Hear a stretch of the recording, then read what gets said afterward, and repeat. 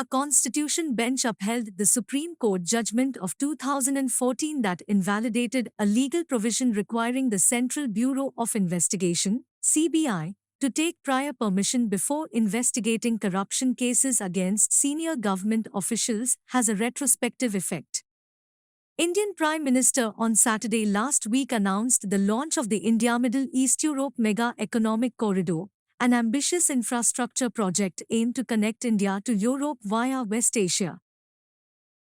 IISc scientists devised gold-copper nanoparticles to detect and destroy solid tumor cancer cells through heat and sound waves.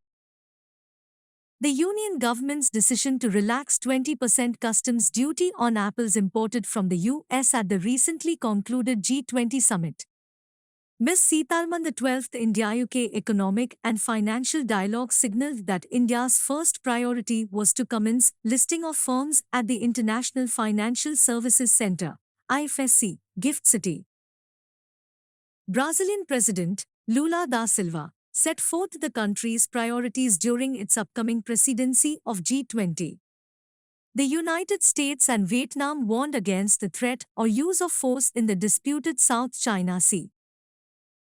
The Leaders' Summit of India's presidency of the G20 grouping, held over the weekend, resulted in major success with the unanimous adoption of the New Delhi Declaration.